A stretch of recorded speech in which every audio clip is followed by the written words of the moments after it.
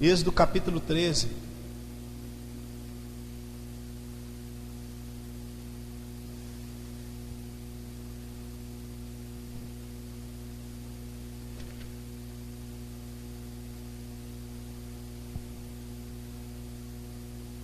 No versículo 1. Deus está preparando a nação de Israel antes de sair do Egito.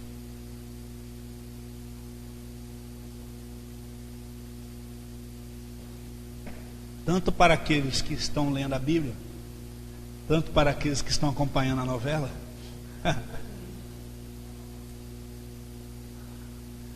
Macedo facilitou muito a nossa vida, né? Tanto para um quanto o outro sabem um pouco da história do povo hebreu que foi escravo no Egito.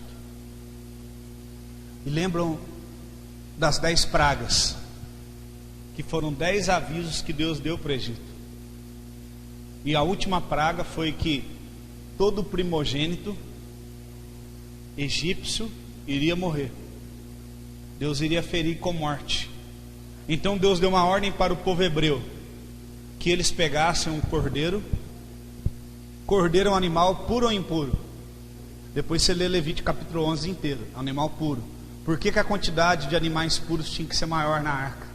Para alimentação e para sacrifícios. Ok? Muito legal e muito interessante isso. Nosso Deus é um Deus de detalhes. Então Deus deu uma ordem que pegasse o sangue desses animais e passassem nos umbrais, nos portais das portas, para que o anjo da morte não entrasse, não ferisse os primogênitos. Deus começou a dar várias instruções para o povo antes que saíssem. Porque foi muito importante Deus dar essas instruções antes que eles saíssem. Eu falei isso aqui na terça-feira. Um dos maiores acontecimentos que ficaria marcado na história seria esse, da retirada do povo que ficou há 450 anos escravo no cativeiro, para ir para uma terra prometida, uma terra separada por Deus para eles. Eles veriam grandes milagres, colunas de fogo, nuvens os acompanhando para que o sol não os molestasse, água saindo da rocha, o mar se abrindo para que eles pudessem passar.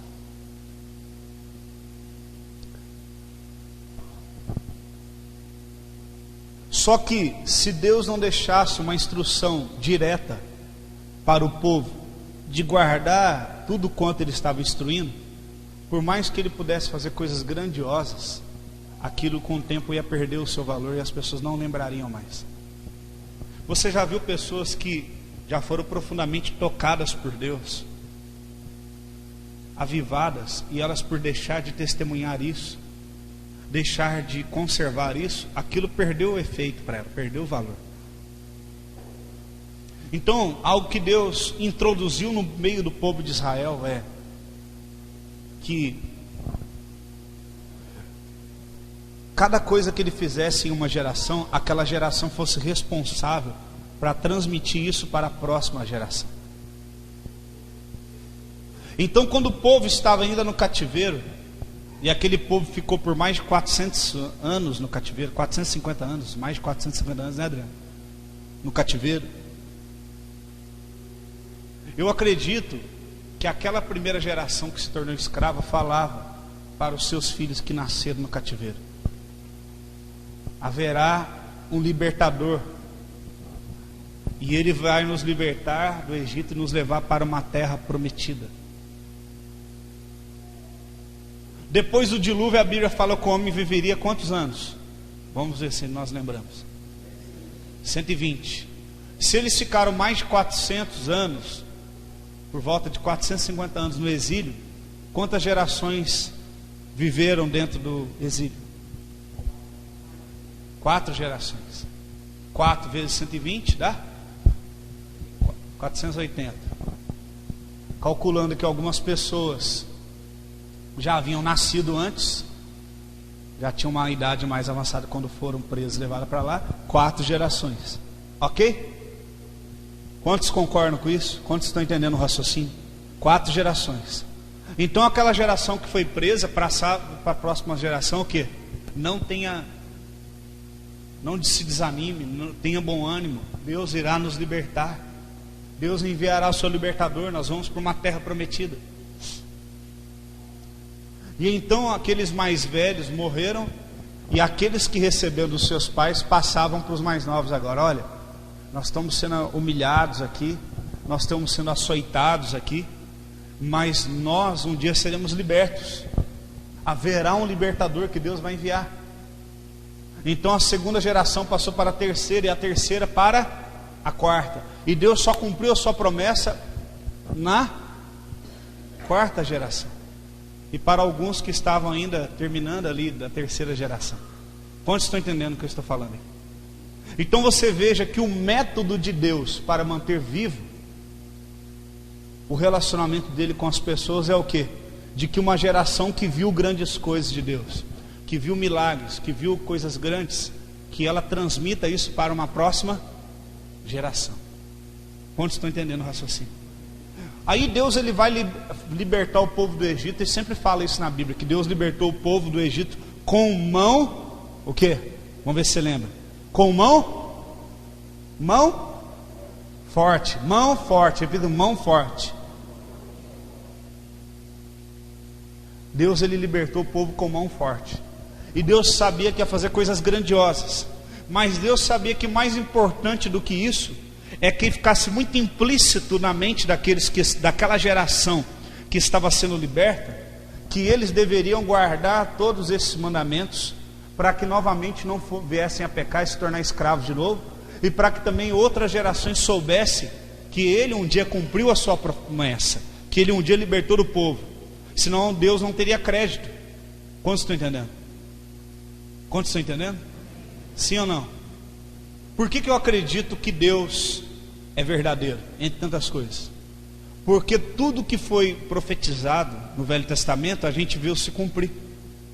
Em Isaías foi profetizado que viria o Messias.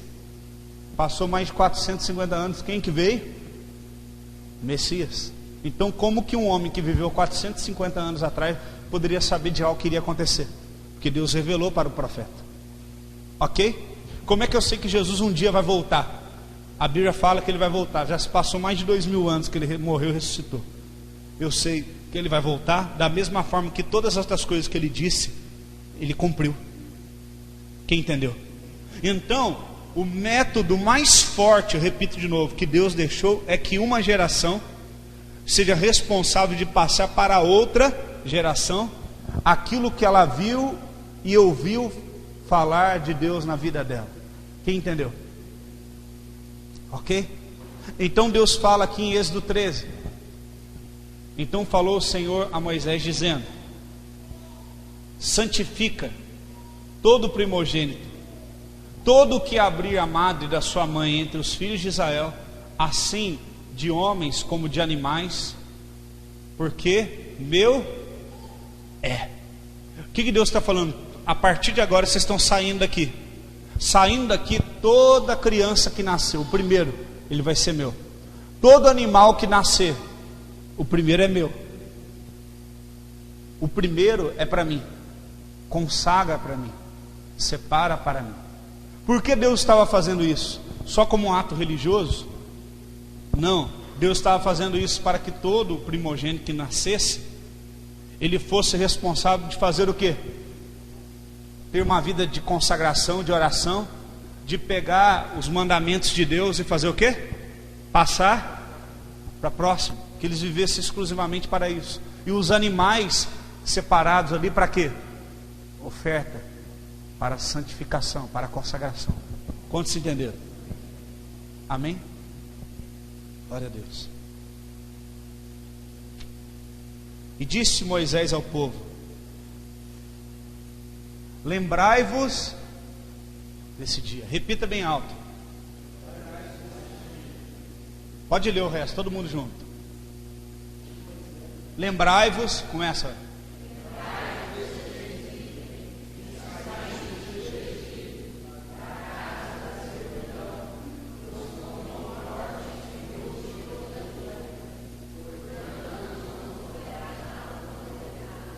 Pão levedado é o pão com fermento. Pão sem fermento é aquele pão que a gente comeu no jejum, né?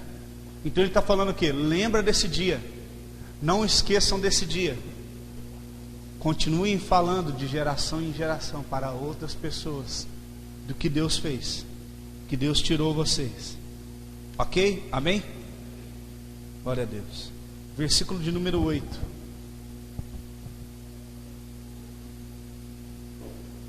Naquele dia contarás a teu filho. Agora ele está falando no futuro. O que você vai fazer lá no futuro? Você vai contar lá no futuro para o seu filho, dizendo: isto é por causa do que o Senhor fez quando saí do Egito. E será por um sinal sobre a tua mão e por um memorial entre os teus olhos, para que a lei do Senhor esteja em tua boca, porquanto com mão forte saiu, com mão forte o Senhor lhe tirou do Egito. Verso 10: portanto guardarás este estatuto a seu tempo, de ano em ano. O que Deus fez? Deus mandou o povo de Israel fazer 2 caixinhas de couro portáteis. Deus, ele é tão tecnológico, tão inovador, que ele ensinou, ele foi o primeiro a criar algo portátil para você carregar com você. E ele criou ele deu a ideia do povo criar uma caixinha de couro para colocar entre a fonte, entre os olhos aqui e no seu braço esquerdo. Vocês estão vendo lá? Coloca a setinha do mouse em cima para eles verem. Lá na cabeça dele tem uma caixinha de couro.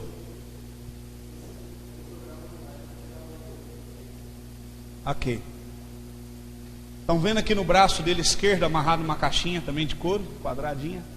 Ali a caixinha. E lá em cima. Você pode achar isso estranho, engraçado, mas isso foi determinado por Deus, que eles fizessem isso, amarrado com uma fita de couro. Isso se chama tefilim.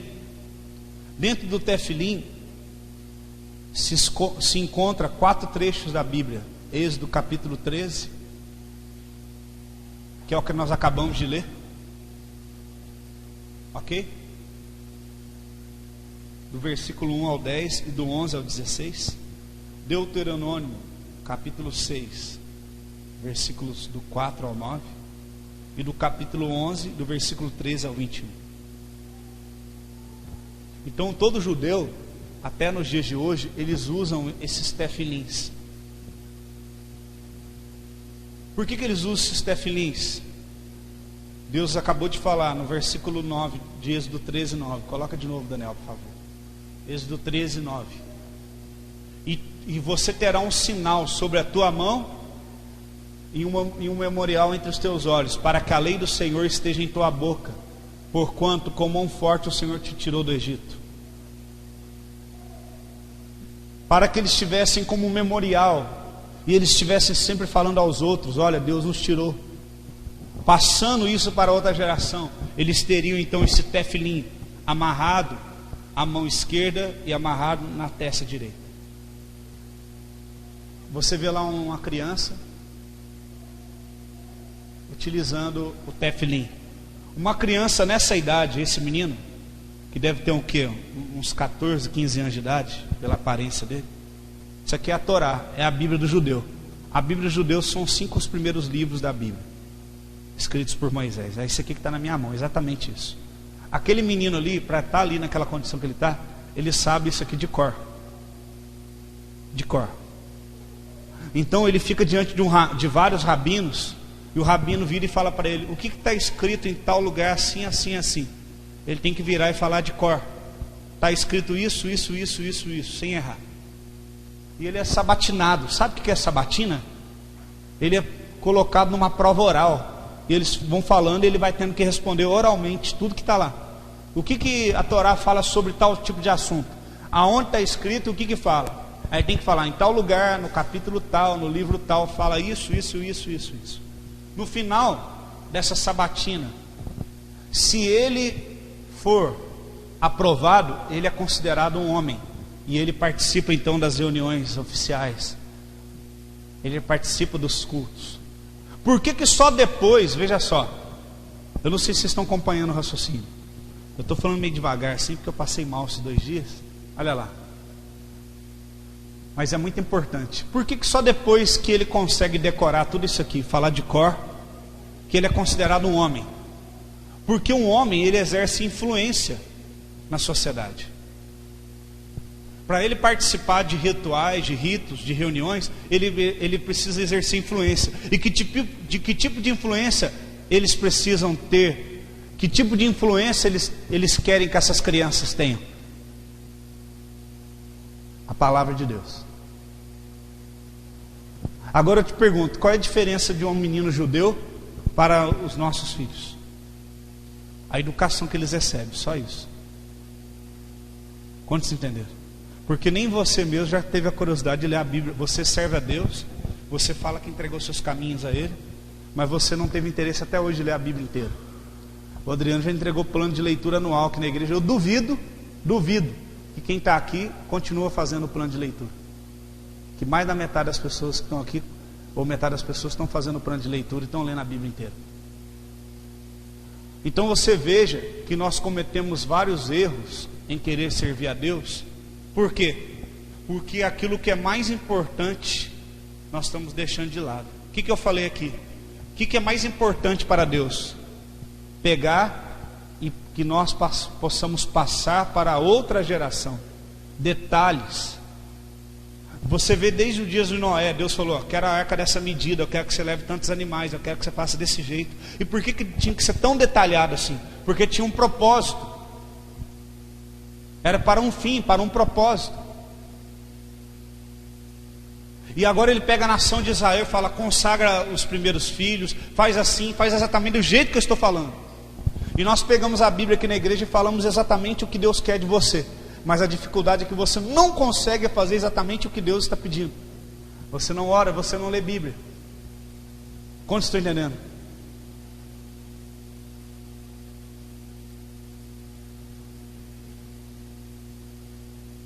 Então, irmãos, é muito sério isso que nós estamos falando.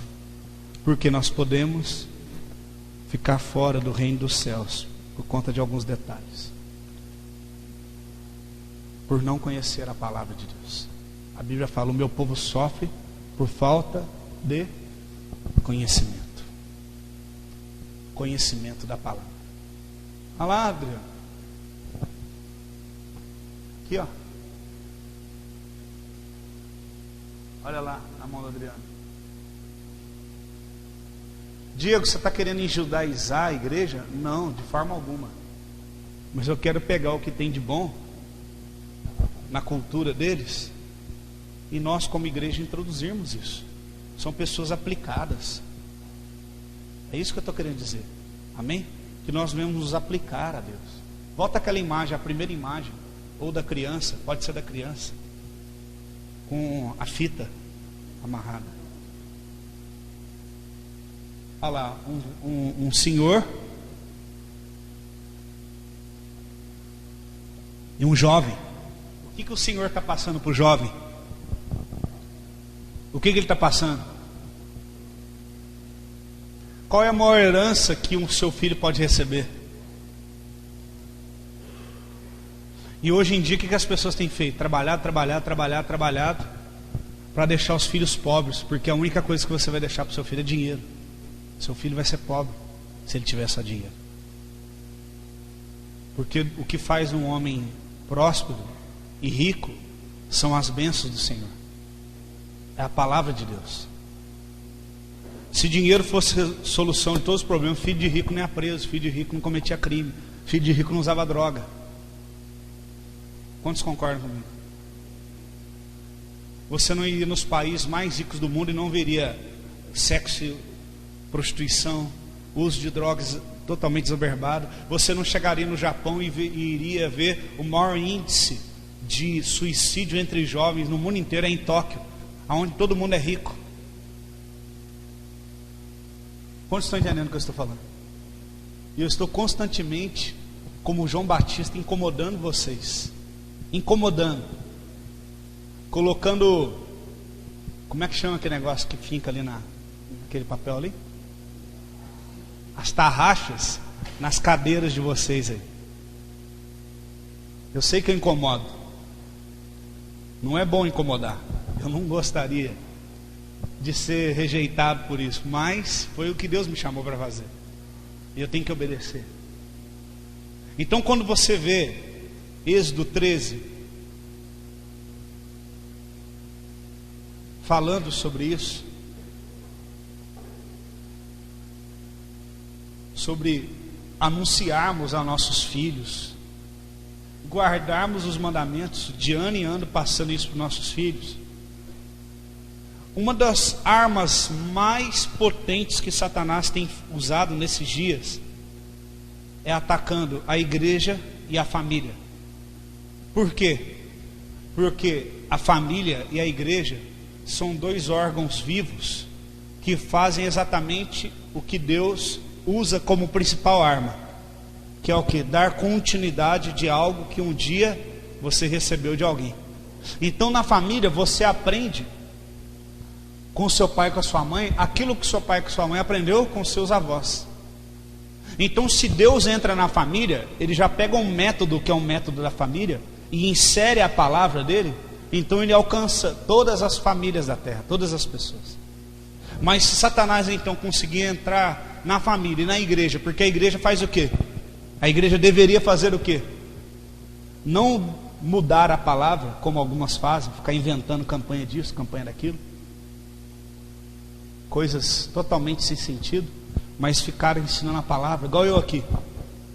Poderia estar aqui nós orando aquele poder de Deus, como a gente já sentiu em vários cultos, mas nesses dias eu estou preocupado em ensinar a palavra para vocês, de uma forma bem cirúrgica, bem detalhada. E aí parece que não é a mesma coisa, né? Não tem poder, não tem aquela coisa, né? Mas isso aqui vai gerar vida em você. Isso aqui que vai mudar a sua vida. Eu sou do poder, eu gosto do poder, irmãos. Só que barulho sem autoridade não resolve de nada. Eu vejo a necessidade da igreja aprender a palavra e mostrar como que o diabo está trabalhando. O diabo está entrando dentro das igrejas, dentro das famílias. Ele já entrou dentro das famílias e dentro das igrejas. E ele está fazendo o quê? Com que as pessoas não passem para essa próxima geração, que elas sejam tementes a Deus, que tenham uma vida de oração, que tenham uma vida de santidade, que cheguem na igreja e dobrem os seus joelhos, que façam jejum, que orem em casa com seus filhos, que leiam a Bíblia com seus filhos, que você ensine o seu filho a ler a Bíblia. Não é fácil, mas você tem que insistir com os seus filhos, ajudá-los. Compra uma Bíblia dentro da linguagem dele, da idade dele, leia com ele, faça um plano de leitura e leia a Bíblia com seus filhos todos os dias. Imagina que privilégio chegar ao fim do ano e você dizer: poxa, eu com a minha família nós conseguimos ler a Bíblia inteira pelo menos uma vez. Mesmo que você não entender tudo, mas é melhor você ler a Bíblia toda e não entender algumas coisas do que você não ler nada. Porque mesmo sem entender algumas coisas, né, quando vier aqui à igreja e eu for citar uma coisa que você não entendeu, você vai estar sabendo aonde que está a referência. E quando eu explicar, você vai entender. Ou quando alguém for usado por Deus para explicar, você vai entender. Você vai saber que aquilo que nós estamos falando está lá na Bíblia. E você não vai ser enganado por ninguém. Então, essas fitas que eles têm, os tefilins amarrados em suas mãos e na sua cabeça, é um sinal. Deixa agora só nessa imagem, por favor, que Deus deixou para o povo judeu, de que eles deveriam guardar a palavra de Deus e passar isso adiante. E aqui na Torá fala que os tefilins significam: coloca-se no braço esquerdo de frente para o coração e o outro na testa, ligados com fitas de couro, significando que os sentimentos humanos e os pensamentos devem ser exclusivamente dirigidos por Deus. Por que o tefilim, aqueles textos bíblicos, são amarrados aqui e aqui? Aqui simboliza o que? Emoção, sentimento. E aqui simboliza o que? Razão. E o que significa? Que a razão e os sentimentos devem ser sujeitos e conduzidos exclusivamente pela palavra de Deus. Então todo sentimento que você tem e todo pensamento que você tem, por mais que você seja uma pessoa inteligente, tem que estar sujeito à palavra de Deus. Amém? Os tefilins simbolizam também os princípios da vida humana, teoria e prática, pensamento e ação. Um dos princípios mais importantes do judaísmo,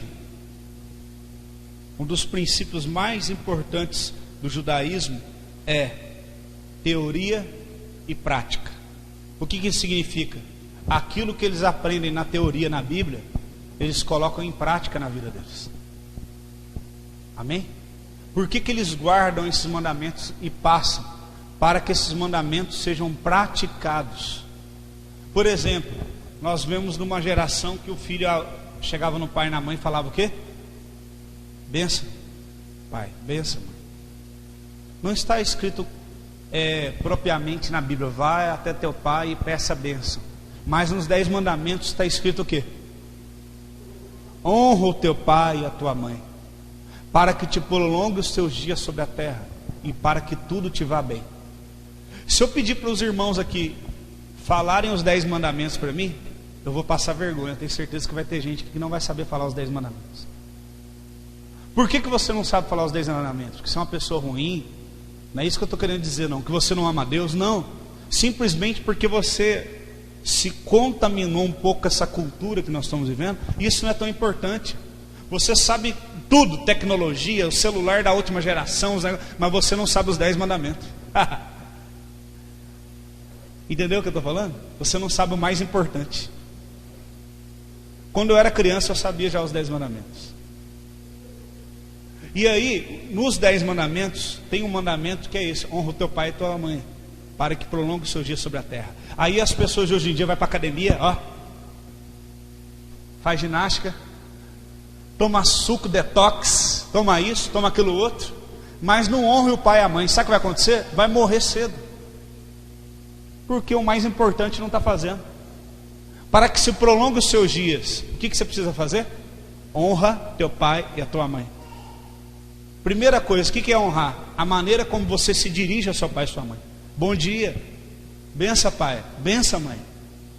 Sim senhor, sim senhora, por favor, me perdoa. Hoje em dia não, os pais vivem refém dos filhos. Os pais se sentem culpados demais porque trabalham muito e compram coisas para aliviar a sua culpa. E os filhos mais inteligentes, percebendo isso, fazem com que os pais sejam escravos deles. Eu quero isso, não quero nem saber. Você não me levou tal dia para passear, está trabalhando muito, eu quero que você me dá isso assim. Aí você vai lá e dá. Agora, se você abrir sua Bíblia, ensinar os 10 mandamentos para o seu filho, a sua filha, você está ensinando a coisa mais importante do que um filho pode ter.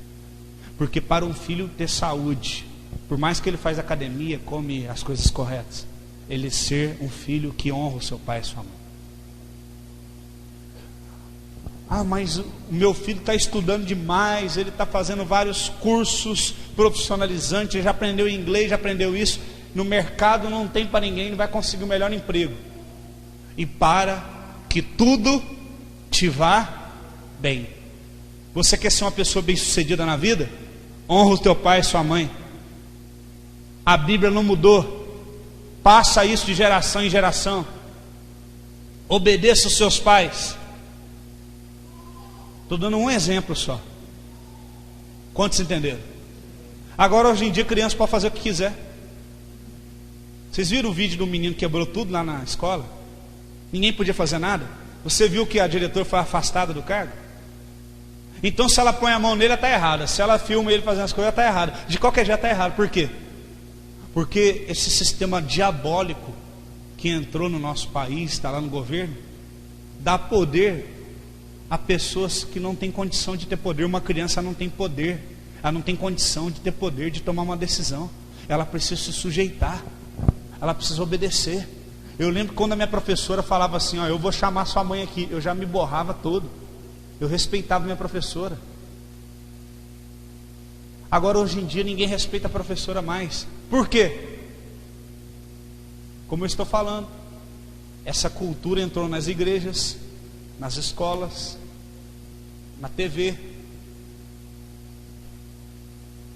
É o que eu estou falando para vocês, de vocês parar de ficar assistindo televisão, parar de ficar financiando esse lixo. É o que eu estou falando para vocês, parar de deixar a internet ilimitada para os filhos de vocês. E quando eu falo filho, eu não falo só dos pequenininhos não, eu falo dos grandes também. Porque só tem cara de homem, mas não é homem ainda. É verdade, são meninos, eles não sabem nada da vida. São meninos. Então nós precisamos proteger os nossos meninos. Nós precisamos ensinar eles. Se você der uma internet ilimitada, tanto para ele quanto para eles, e falar, você pode usar tantas horas por dia, quem acha que eles vão obedecer? Não vai. Por quê? Porque não tem entendimento, não tem maturidade. Você vai dar uma arma na mão deles. Eles vão ver pornografia na hora que você não estiver perto. Eles vão ver coisas que não deve. Vai usar a internet sem parar. Quantos entenderam? Então não tenha medo, meu irmão, minha irmã. Eu vou colocar uma senha aqui em casa, aqui, vai usar a internet até tal hora. Acabou tal hora, eu mudo a senha lá, acabou, ninguém usa mais. Você vai ter que ser firme se você não quiser perder a sua família. Você vai ter que se unir com a sua família, pelo menos uma vez por semana. Vamos fazer um culto aqui em casa. Ah, não sei o que, você vai ficar quieto, vai me obedecer, senta aí. Nós vamos fazer um culto, nós vamos orar aqui agora. Começa a deixar essa cultura diabólica entrar dentro da sua casa, para você ver o que vai acontecer com a sua família. O que vai acontecer com esse filhinho, com essa filhinha que você tem. Deixa esse mal, não corta pela raiz não, para você ver. Quantos estão entendendo o que eu estou falando? Então Deus está falando, consagra os seus filhos para mim, ensina a palavra para eles.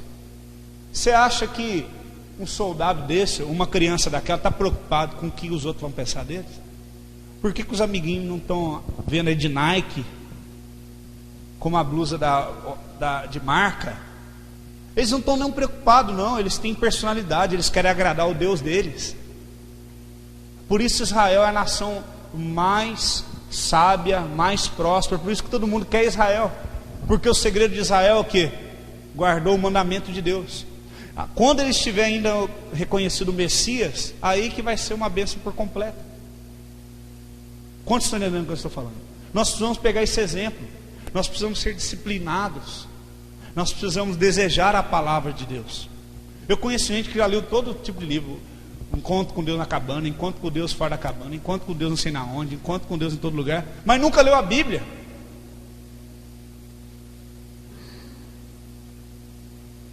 Não é verdade o que eu estou falando? Estou falando mentira? Você quer ter um encontro com Deus? Entra no teu quarto, fecha a tua porta, fala a Ele a secreta, abre a tua Bíblia e Deus vai falar com você. Eu coloquei uma foto no Facebook esses dias, na página da igreja, falando assim, não é Deus que anda em silêncio, é sua Bíblia que anda muito fechada. As pessoas, Deus não está falando comigo. Abra a sua Bíblia. Você tem preguiça de ler a Bíblia, irmão. Você acha que é só com você? Acontece comigo também. Eu abro a Bíblia e começo a ficar assim com sono. Aí eu fico de pé, eu levanto. Eu tenho que lutar, porque é espiritual. Você pode estar cansado do que for. Aí o seu filho fala, pai, hoje vai ter um filmaço aqui, ó. Vai passar hoje. Nossa, eu trabalhei o dia inteiro, mas vai passar mesmo hoje, vai. Ah não, eu vou aguentar, vou assistir esse filme aí. Agora vira para a pessoa e fala assim, você faz um propósito na sua casa, de todo dia ler a Bíblia antes de dormir. Aí no primeiro obstáculo que tiver, não, mas hoje está todo mundo cansado. Deus vai entender, Deus vai aceitar, Deus olha o nosso coração, sabe aqueles papos furados? E você pega os detalhes e faz o quê? E vai errando com os detalhes. Desde o começo que nós estamos falando hoje o quê? Que o Deus é um Deus de detalhes. Se Deus fala uma coisa, Ele sabe o porquê que Ele está falando. Se Deus Ele falou que nós temos que guardar os mandamentos dEle, Ele sabe o mal que vai nos trazer se nós não guardarmos. Tiago capítulo 1 versículo 22, olha o que fala.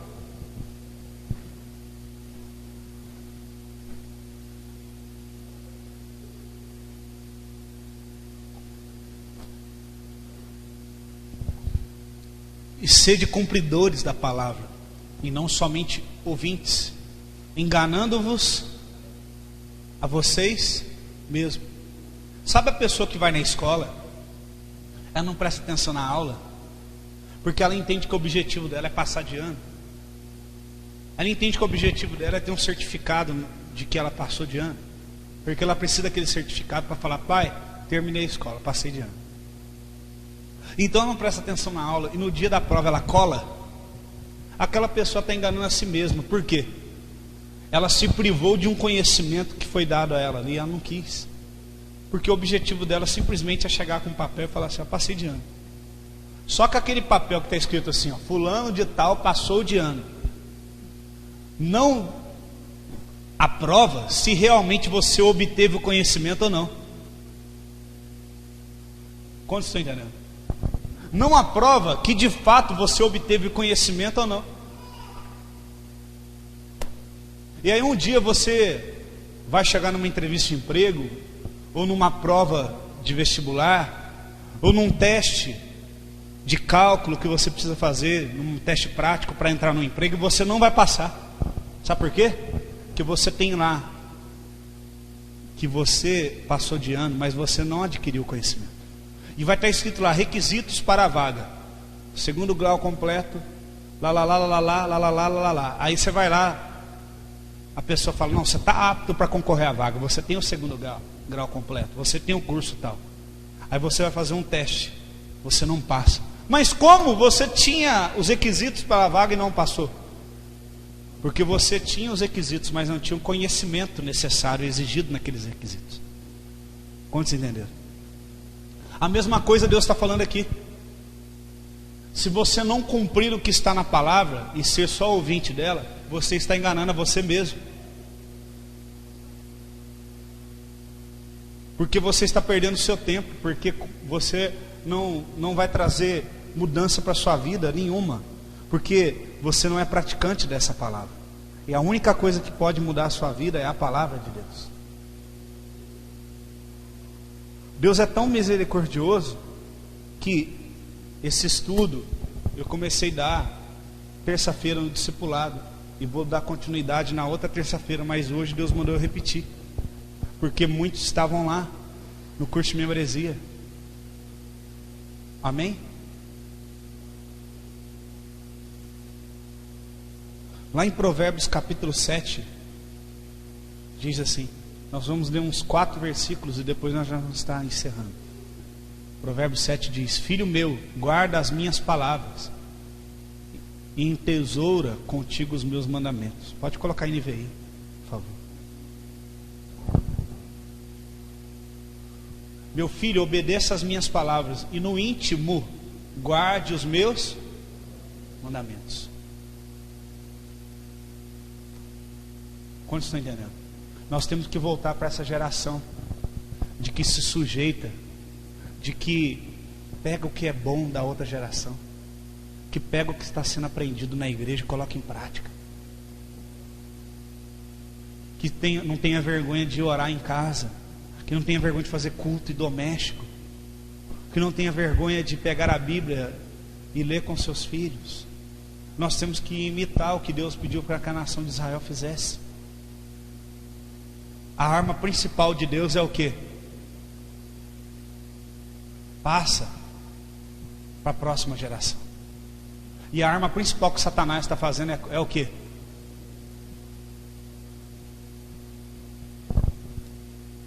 Olha o que fala. Aonde que fala da marca da besta? Apocalipse. Deus ele mandou o povo de Israel colocar uma marca na mão e na testa, simbolizando o quê? O que aquela marca simboliza? Que aquela geração está guardando o quê? A palavra, os mandamentos de Deus.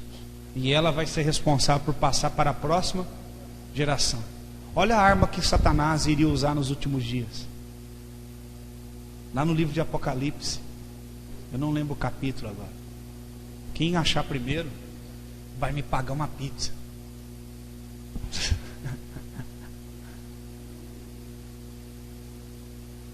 Também obrigou todos pequenos e grandes, ricos e pobres, livres e escravos, a receberem certa marca na mão direita ou na testa. 17. Para que ninguém pudesse comprar nem vender, a não ser quem tivesse a marca, que é o nome da besta, ou o número do seu nome. O diabo, ele sempre quer imitar Deus. Qual a arma que Deus usa? Qual é a arma que Deus usa para que as pessoas não esqueçam de Deus? Que tudo que Ele ensinou desde as gerações passadas fosse passada para as próximas gerações, e que isso fosse simbolizado através de uma marca. Aí tem gente que fica achando que a marca da besta é só um chip que vai ser colocado na mão. Assim como Deus mandou que eles passassem o mandamento e guardassem de geração em geração, e isso foi simbolizado numa fita de couro, eu acredito que vai ter o chip também, na mão e na testa. Porém, não é o chip total, de certa forma em si o que nós temos que nos preocupar. Mas se aquela marca na mão e na testa do povo judeu simboliza, eles guardaram um ensino, um mandamento da palavra, uma cultura bíblica. O que o diabo está querendo dizer aqui? Só vai comprar, vender, só vai ter negócios, só vai conseguir crescer, prosperar, tanto pequenos quanto grandes, aqueles que estiverem sujeitos aos mandamentos de Satanás. Então você veja que o seu filho, ele é obrigado a estudar na escola. São poucas escolas cristãs, algumas são particulares, nem todos têm condições de pagar. Não é verdade?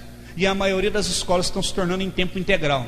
A escola brasileira, eu vou falar da nossa nação, não das outras, ela não tem que ser necessariamente integral. Não é pela quantidade de aula que as crianças vão aprender, mas ela tem que ter qualidade. A criança pode ficar meio período na escola, mas se tiver um ensino de qualidade, ela vai aprender. Agora não adianta ficar na escola o dia inteiro e com o ensino que a gente tem hoje não vai resolver nada. Mas por que eles estão querendo as crianças tempo integral na escola? E você vai falar, graças a Deus, eu não vou precisar pagar creche, vou economizar R$500. Quanto que é uma creche? 500, 700 reais? Vou economizar 500, 700 reais para mim poder trabalhar. Aí você vai trabalhar, vamos supor que você vai ganhar 1.500, 2.000 reais, que é um dinheiro que não vai resolver tanto a sua vida assim. Quantos estão entendendo o que eu estou falando? Se for em Pouso Alegre, você não tiver um curso, você vai ganhar em torno de 1.300 a 1.500 reais. E você vai deixar o seu filho o dia inteiro na creche. Por quê? Porque você quer ter um padrão de vida melhor, maior. Aí, veja só, raciocina comigo. Aí lá na escola, estão ensinando o seu filho, como já estão ensinando, feitiçaria. Esses dias a Sara pegou um livro que mandaram ela ler, Feitiçaria Pura, o livro, desses autores da literatura brasileira. Pega os autores da literatura brasileira. Pega aquele cara que fez o Sítio do Cavalo Amarelo, como é que chama? Monteiro Lobato, é lá de Taubaté. É tudo feitiçaria. Pega a história, lê as histórias. É feitiçaria. Saci Pererê, Cuca. Agora eu te pergunto, ele é um autor de histórias infantis. Da onde ele tirou base para criar feiticeira, essas coisas? Qual que foi a influência dele, será espiritual? Qual que foi a base dele? Quantos estão entendendo o que eu estou falando? Aí a Sara pegou o livro e mostrou para mim, não é desse cara não, é de um outro aí. O livro é feitiçaria pura. Era um espírito que trabalhava no cemitério. Ele era coveiro, morreu e ele ficava lá no cemitério. Ele falou que o cemitério era dele e que todos os mortos que estavam lá eram dele. E ela fez uma prova sobre esse livro. Então veja só, o que vai acrescentar para a vida da minha filha esse livro? Nada. Ela teve que ler, infelizmente, porque foi obrigada a fazer a prova. Mas ela, minha filha, ela não é levada por qualquer coisa, porque ela já conhece a palavra. Quantos entenderam? Mas há quantos outros que estão lá na escola com o espírito de violência, que agride todo mundo, e ainda colocam um livro desse para a criança ler? Diabólico. Quantos estão entendendo o que eu estou falando? Aí eu te pergunto, será que vale a pena você arrumar um emprego para ganhar R$1.500, R$1.300 e deixar o seu filho o dia inteiro numa creche? Vale a pena? O estrago que vai fazer na vida do seu filho vale a pena? Só porque você quer ter R$1.000 e poucos a mais para ter um carro um pouquinho melhor, uma casa um pouquinho melhor, a televisão não sei do que. Você está entendendo o que eu estou falando? Nós estamos sendo movidos por um consumismo. Então a gente sente, entenda o que eu estou falando, a gente sente satisfação se a gente tem uma televisão boa, se a gente tem uma casa boa, se a gente tem uma casa dentro da arquitetura de hoje em dia. Se você já tem uma casa no sítio, se você já tem uma casa no centro, no sítio e na praia, se você tem o carro tal e uma moto e outra coisa, quem está entendendo o que eu estou falando? E nisso nós não estamos priorizando a vida. Eu lembro que quando eu fui criado, na nossa época não tinha telefone fixo, quem tinha era rico.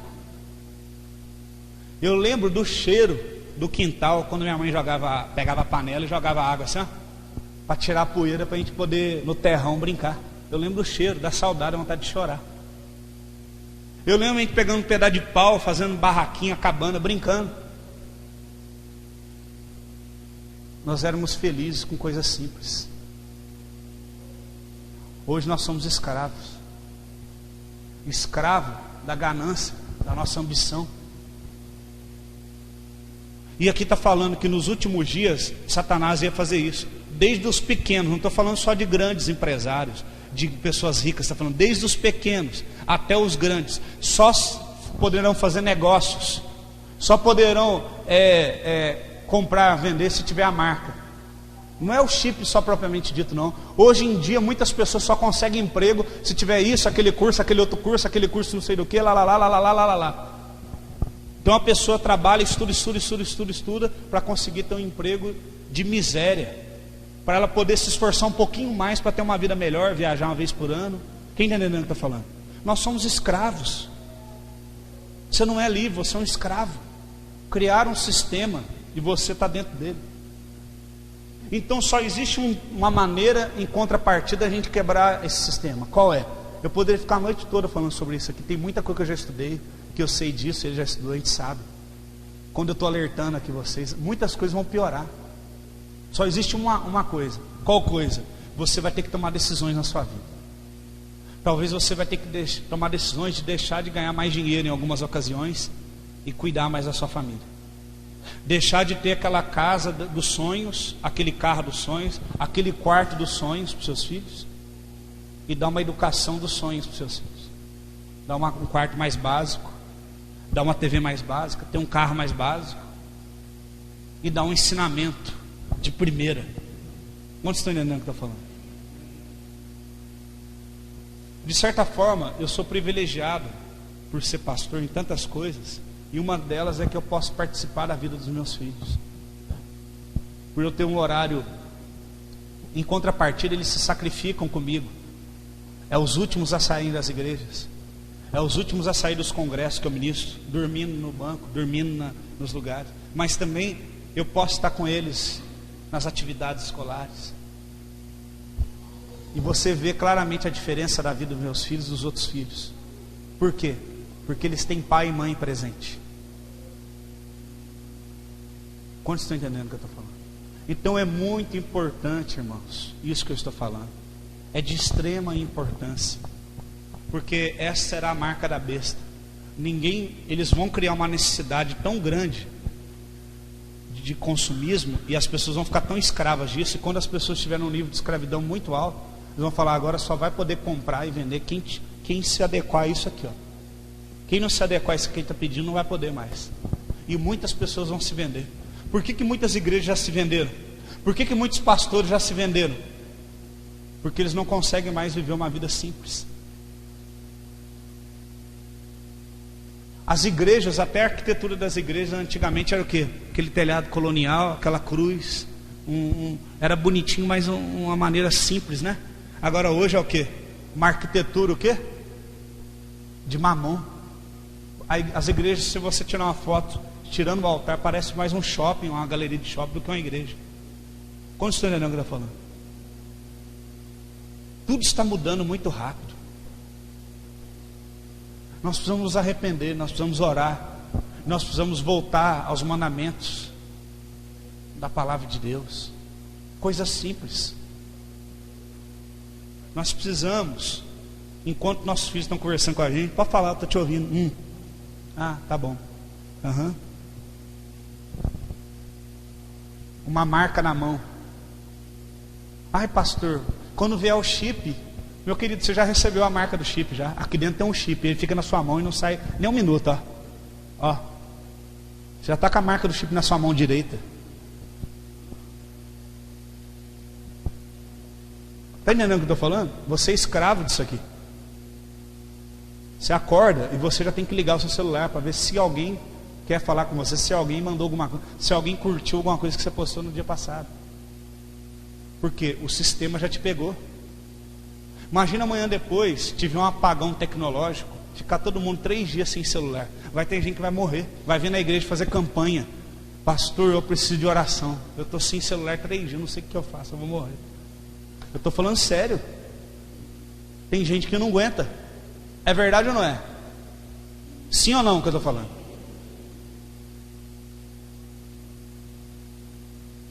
Aí eu te pergunto, qual é a diferença de uma pessoa viciada em maconha e uma pessoa viciada nisso aqui? Para Deus? Nenhuma. Eu conheço casamentos destruídos porque o marido compra celular escondido da mulher. Ele vai lá e quando ele está para sair outro modelo, ele vai lá e compra escondido. Quando a mulher vê, ele já comprou, gasta 3, 4, 5 mil no celular, divide em sei lá quantas vezes. Quem conhece histórias assim? Gente que não tem nada dentro de casa compra celular de 3, 4 mil. Eu tenho esse celular aqui que eu ganhei, irmão. Eu nunca quero pagar 3 mil no celular. Primeiro que eu não tenho, segundo que eu nunca quero fazer isso. É porque Deus me deu, eu ganhei isso aqui. Infelizmente, Deus sabe o meu coração. Eu preciso de Facebook ainda para colocar as mensagens da igreja, para fazer a página RG Jesus. Minha vontade esse dia é acabar com isso tudo, com o Facebook, com tudo. Quem quiser falar comigo vai ter que telefonar para mim ou ir atrás de mim. A vontade é de acabar. O mundo está ficando sem prazer, sem gosto. A gente fica triste. É verdade? Quem aqui se sente triste muitas vezes? Aflito, porque nós estamos perdendo as mínimas coisas. Sabe aquela conversa de roda de amigos, que você senta ali, você passa a hora, perde até a noite, só conversando, e você fala, poxa, já é tal hora, que gostoso, a gente ficou aqui só conversando, só com uma Coca-Cola na mesa, no meu caso eu não tomo Coca, com Guaraná, dando risada, conversando. Quem entendeu o que eu estou falando? Deus quer que nós voltamos a isso, voltamos para esse tempo. Isso é comunhão. Amém? Deus não quer que nós tenhamos relacionamentos superficiais com pessoas e nem com Ele. Deus quer que nós tenhamos relacionamento verdadeiro. A palavra de Deus nos diz também em Mateus 28, 20.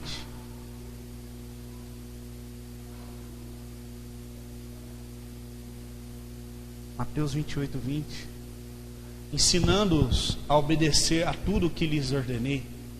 E eu estarei sempre com vocês até o fim dos tempos. Até que tudo se cumpra, até o fim, eu estarei com vocês. Mas a responsabilidade que é colocada em vocês é o quê? Ensina a obedecer tudo que eu lhes ordenei. Ele está falando para os apóstolos.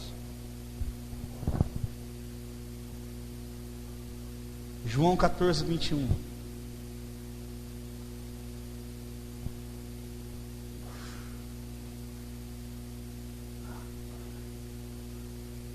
Aquele que tem os meus mandamentos, os guarda, esse é o que me ama.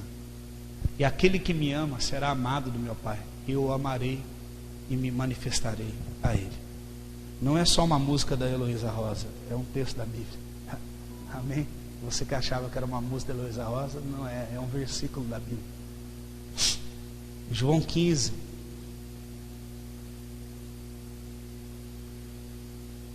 (10 e 11). Se guardares os meus mandamentos, permanecereis no meu amor, do mesmo modo que eu tenho guardado os mandamentos do meu Pai e permaneço no seu amor. Estas coisas vos tenho dito para que o meu gozo permaneça em vocês e o vosso gozo seja completo. Gozo, alegria. Você quer ser uma pessoa feliz? Você quer estar em Deus, viver o amor de Deus? Guarda a palavra, os mandamentos de Deus. Aleluia. Vamos orar?